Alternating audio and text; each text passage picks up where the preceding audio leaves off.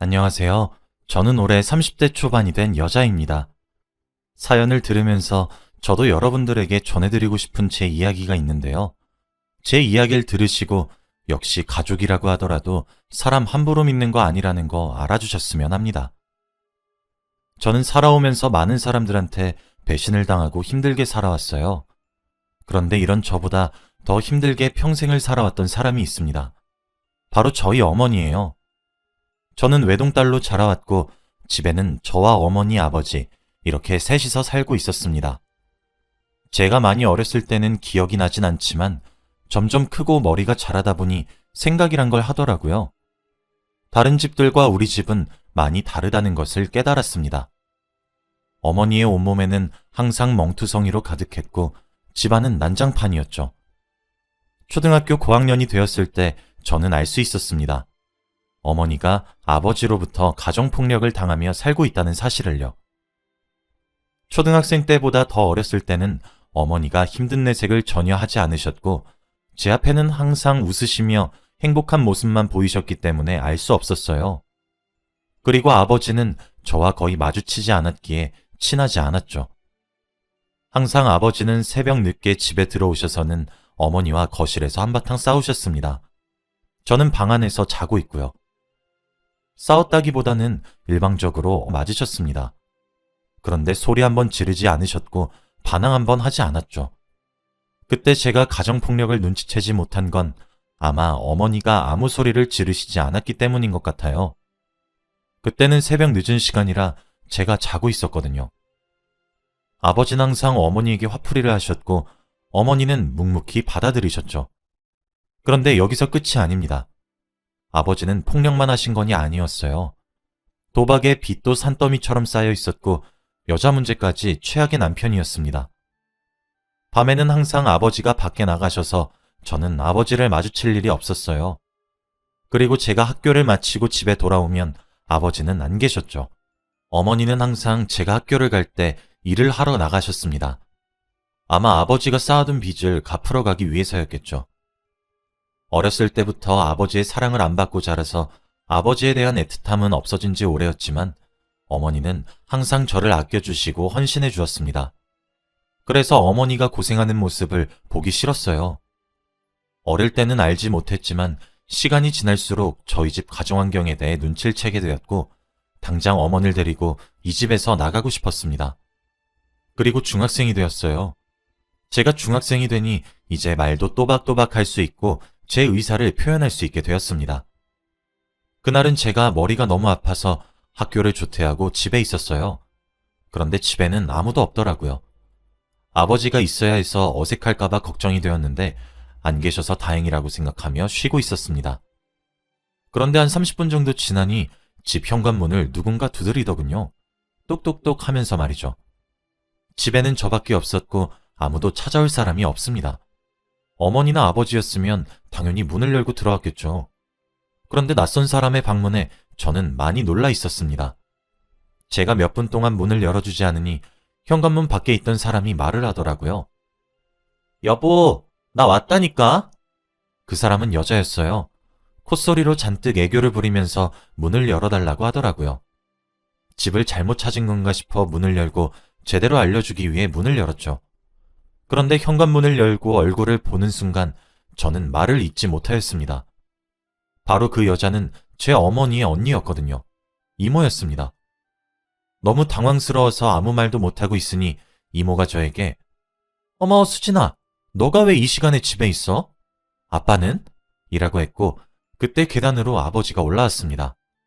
저희 둘이서 대치하고 있는 모습을 보고 아버지는 당황을 하시더라고요. 야! 내가 밑에서 기다리라고 했잖아.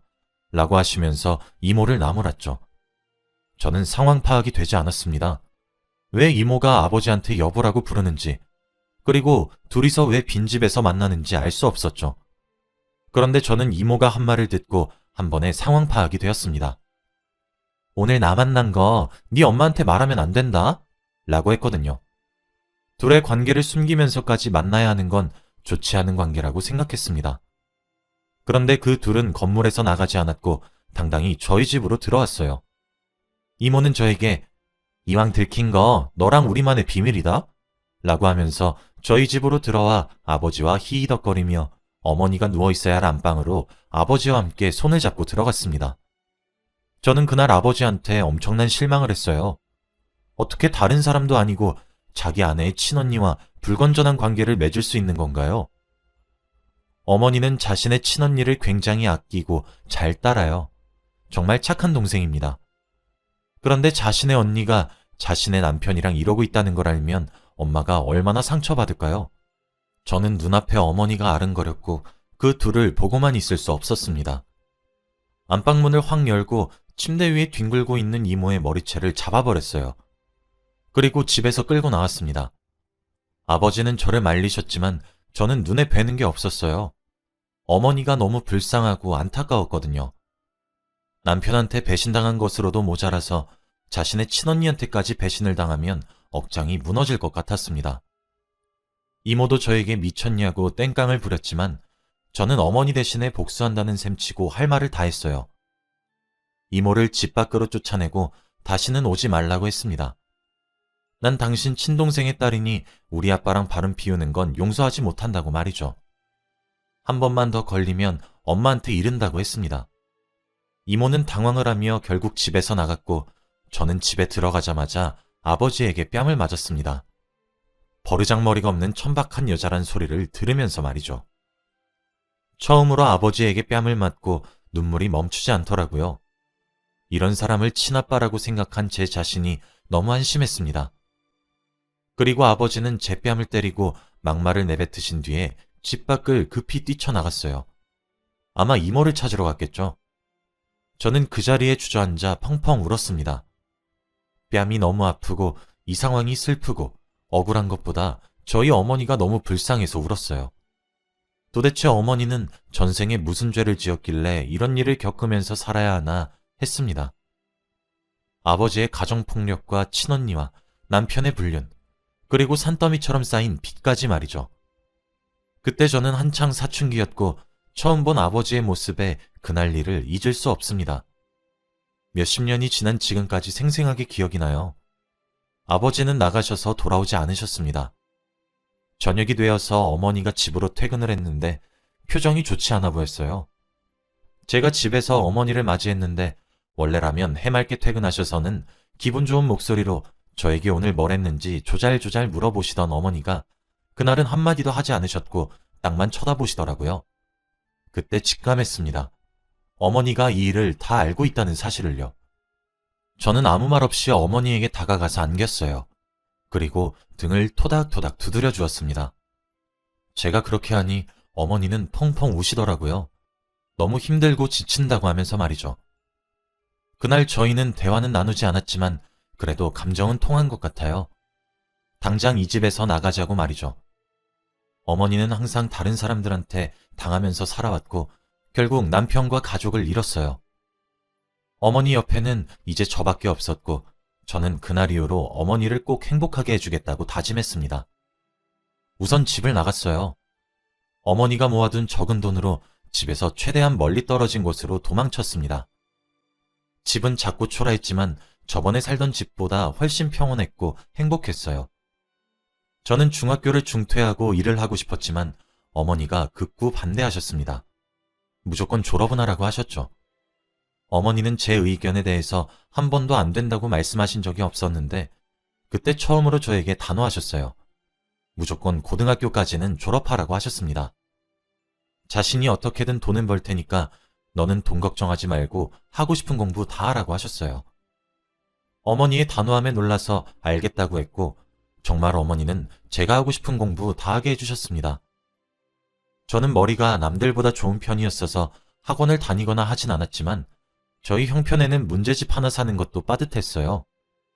그런데 어머니는 공부에 쓰는 돈을 전혀 아끼지 않으셨고 항상 저를 응원해 주셨죠. 제 옆에서 열심히 돈을 벌어주시면서 뒷바라지 해주시는 어머니를 보니까 저도 마음을 다잡을 수 있었고 고등학교 때까지 전교 3등 이후로 밀려나 본 적이 없습니다. 어머니도 저를 많이 칭찬해 주셨고 행복했어요. 아버지에 대한 기억은 점차 잊혀져 가고 있었습니다. 어머니는 일을 능숙하게 잘하셔서 새로 이사간 곳에서도 적응이 빨라 일도 잘하셨고 확실히 얼굴 안색이 좋아 보이셨어요. 저는 어머니와 단둘이서 사는 것이 너무 행복했고 평생 이렇게 살고 싶었습니다. 그리고 저는 고등학교를 졸업하자마자 취직을 했어요. 다행히도 학교에서 저를 추천해준 덕에 나이에 맞게 취직을 할 수 있었습니다.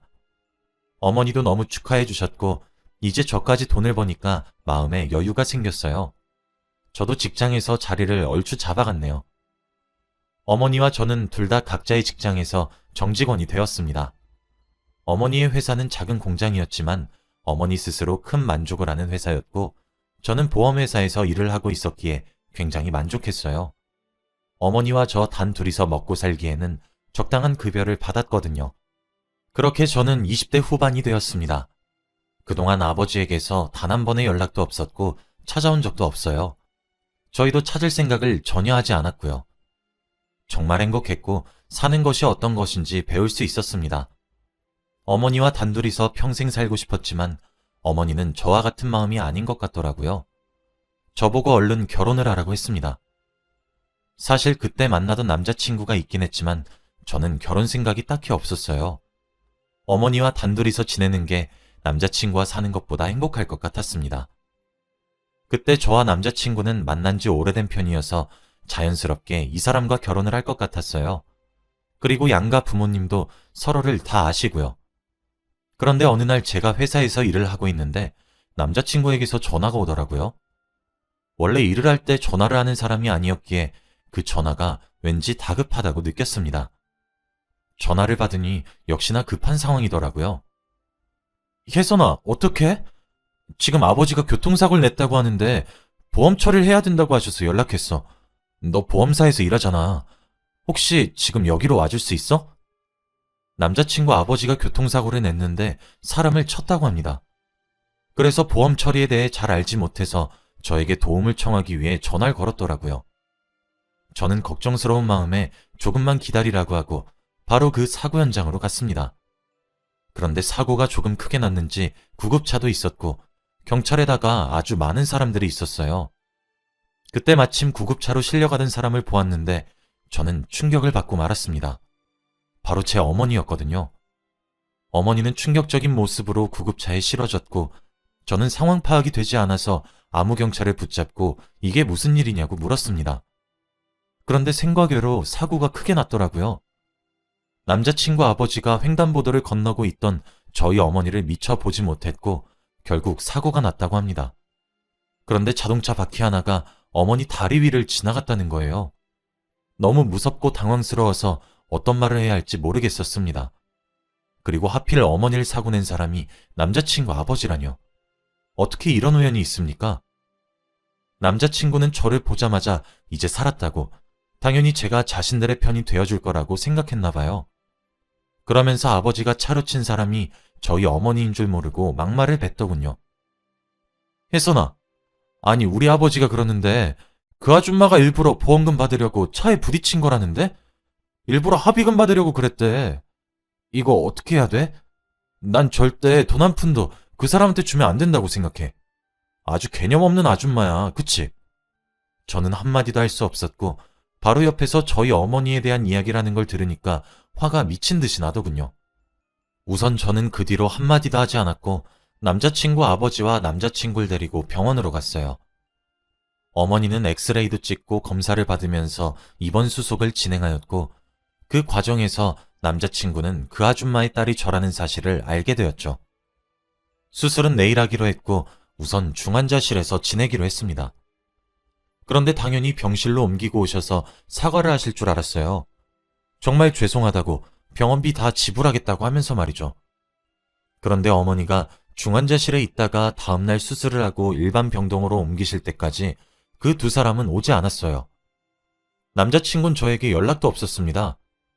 저도 어디까지 가나 보자 하고 어머니가 퇴원을 하실 때까지 연락을 하지 않았죠. 그런데 이번 마지막 날 남자친구 아버지가 오셨습니다. 드디어 사과를 하려나 보다 싶었죠.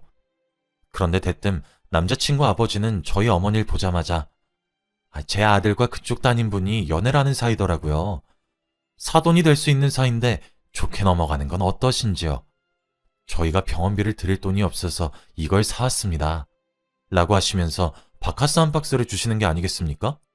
그러면서 몸조리 잘하세요 라고 했습니다. 저는 너무 어이가 없어서 사과라도 한마디 하고 가라고 말씀드리고 싶었는데 그때 어머니가 한마디 했어요. 감사합니다. 그리고 죄송해요. 제가 잘 보고 다녔어야 했는데 너무 죄송해요. 어머니가 오히려 잘못했다고 사과하니까 이상한 기분이 들더라고요. 그리고 그 사람들은 오히려 어머니의 사과가 당연하다는 듯이 생각을 하니까 기분이 찝찝했습니다. 그 둘은 그렇게 병실을 나갔고 저는 답답한 마음에 그날 저녁에 남자친구에게 연락을 했어요. 오늘 있었던 일을 말씀드리고 제대로 사과하라고 말했죠. 병원비나 합의금은 바라지도 않을 테니까 사과라도 정중히 하라고 말이죠. 그런데 남자친구 반응이 더 환장할 노릇이었습니다. 오늘 아버지가 찾아갔다며? 그럼 된 거 아니야? 솔직히 까놓고 말해서 우리 아버지가 너희 엄마 죽이기라도 했냐?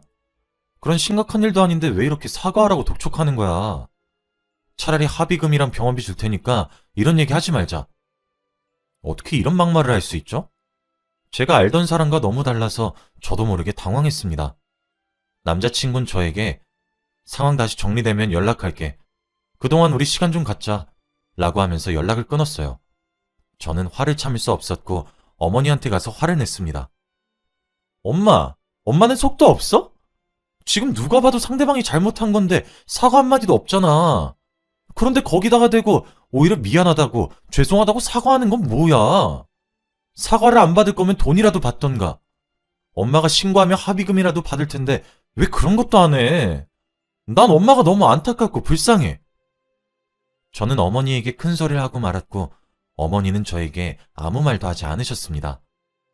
그때까지 저는 어머니가 너무 답답했고 혼자서 매일 손해보는 일을 하시니까 절대 저렇게 안 클 거라고 다짐했죠. 그날 이후로부터 저희 집에는 냉기가 흘렀고 어머니와 대화를 많이 하지 않았습니다. 집에 돌아와서 각자 할 일만 하느라 바빴고 그동안 남자친구와도 헤어지고 말았죠. 차라리 그런 남자와 결혼하고 연애할 바에는 혼자 사는 게 낫다고 생각했습니다. 그런데 어느 날 주말이었어요. 어머니는 수술 후 물리치료를 위해 병원을 다녀야 했고 저는 발이 불편한 엄마를 도와주었습니다. 집에서 병원 갈 준비를 다 하고 문을 열려고 하는데 누군가 집에 찾아왔더라고요. 현관문을 열고 얼굴을 보고 저는 기겁을 하고 말았습니다. 바로 몇십 년 전 연락을 끊고 살던 아버지였거든요. 이모와 바람이 나서 집을 나갔던 사람이죠. 그런데 세상 불쌍한 표정으로 저희 집 앞에 서 있는 겁니다. 저희 집 주소는 어떻게 알았는지 소름 돋았어요. 아버지는 저와 어머니에게 잠시 이야기를 나누자고 했죠. 저는 싫다고 했지만 어머니는 결국 알겠다고 했고 저희는 집안에서 이야기를 나누었습니다. 그런데 아버지가 하는 말은 가관이었어요. 바로 돈을 빌려달라는 부탁을 하러 왔습니다. 사고당한 거 들었다면서 그러면 합의금 나올 거고 다리 불편해서 회사 잘렸을 테니 퇴직금 나올 거고 그리고 무엇보다 우리 딸 때문에 돈 벌 거고 라고 하는 거예요. 왜 저 때문에 돈을 번가 싶어서 옆에서 묵묵히 듣고만 있었습니다. 그런데 아버지는 저에게 충격적인 말을 했어요. 혜선아, 미안한데 아버지가 돈이 너무 급해서 아빠 아는 아저씨한테 돈 많이 받고 너 팔았어. 얼른 엄마랑 아빠가 돈 벌어서 저 다시 데리고 올게. 가서 아저씨랑 잘 살아야 한다. 저는 아버지의 말을 듣고 상황 파악이 되지 않았어요. 도대체 이게 무슨 말인가 싶었죠. 저를 팔다뇨. 저는 아버지의 딸이잖아요. 그러면 돈을 벌기 위해서 자기 자식을 팔았다는 건가요? 그런데 그때 어머니가 갑자기 식탁 위에 올려져 있던 화병을 내리쳤습니다. 어머니는 화를 미친 듯이 냈죠. 태어나서 처음 보는 어머니의 화난 모습이었습니다. 저렇게 폭력적이고 난폭한 어머니의 모습은 처음 봤어요. 그러면서 아버지의 멱살을 잡고는 나는 건드려도 우리 딸은 절대 건드리지 말라고 예전부터 말했잖아. 그래서 내가 차라리 딸 목까지 2배로 마셨는데. 뭐? 팔아? 너 정말 제정신이 아니구나. 너 우리 혜선이 건들지 않는다는 조건으로 경찰에 신고 안 했던 거야. 근데 이젠 정말 안 되겠다. 나랑 같이 경찰서 가. 어머니는 아버지의 멱살을 잡고 당장 경찰서로 가자며 집 밖으로 끌어당겼지만 아버지는 당황을 하셨죠. 어머니의 그런 모습은 처음이니까요. 아버지는 당황을 하시며 집을 도망쳤습니다. 순식간에 일어난 일에 너무 당황스러워서 아무 말도 하지 못했어요. 어머니는 겨우 진정을 했습니다. 저희 둘은 아무 말도 오가지 않았어요. 매일같이 당하고만 사는 어머니가 너무 한심하고 답답했는데 이렇게 화를 내시는 모습을 보니까 조금 낯설었죠. 어머니는 딸인 제 문제에 대해서만 예민하게 받아들이는 사람이었던 겁니다. 저는 그날 어머니에게 큰 감동을 받았고 평생 어머니와 살기로 다짐했어요. 어머니는 자신의 고통보다 자식의 고통을 더 크게 느끼셨습니다. 어머니가 제 친어머니라서 너무 좋았고 다행이라는 생각이 들었던 날이었죠. 어머니는 그날 이후로 다시 예전처럼 돌아왔습니다. 지금은 재활치료 중이세요. 다시 예전만큼 화도 없으시고 사람들한테 가끔씩 사기도 당하지만 괜찮아요. 어머니가 행복하면 전 다 좋습니다. 어머니와 앞으로 평생 함께할 날이 너무 기대되네요. 다들 부모님한테 효도하시고 행복하시길 바랍니다. 제 이야기는 여기까지예요. 들어주셔서